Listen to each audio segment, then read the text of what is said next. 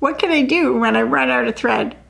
Welcome to Epida Studio. My name is Elizabeth and I help you make beautiful things with quilting, pojagi, and embroidery.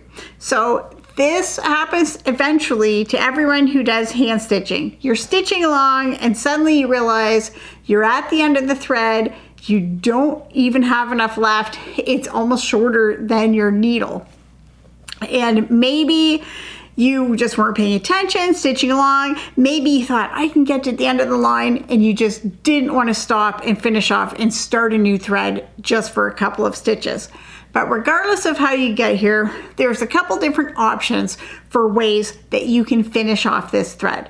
Now I have another video and it shows how you can finish off a thread using a needle threader. And in that sample, I was doing counted thread embroidery. But on this one, which is just regular embroidery, I'm going to show you how you can finish off this thread even if you don't have a needle threader or if you're having trouble using it.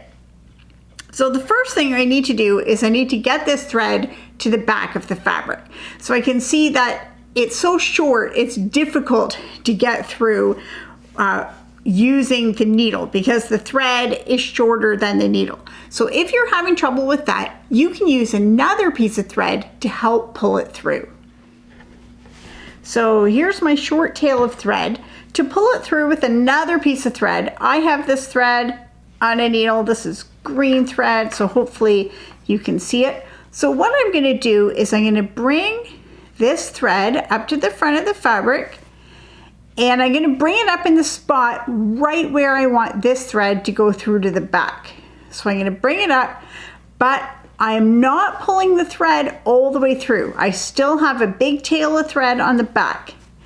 Now I'm going to go right back down in the exact same hole and I'm going to make sure that I'm going over top of this thread. So now when I pull that down, I can pop that through to the back side. So let's show that again just so you can see exactly what I did. I'll bring this thread up to the front. This is the one I want to go to the back. So now I am bringing the green thread up to the front, but I don't pull it all the way back. I have a big tail that I am holding on to behind. Now I'm going to go right back down in the exact same spot, but I want to make sure that when I pull down my green thread, I'm going to be pulling over my gray thread. So I'm holding it like this. So I'm pulling it back down. And when it gets to this spot, I'm going to make sure to hold on to both of these, because if I just pull one, it's going to pull that all the way through. So I hold on to both of them and it pulls the gray thread to the back. So once this is at the back, I can knot this off, or I could wind this through the ends here.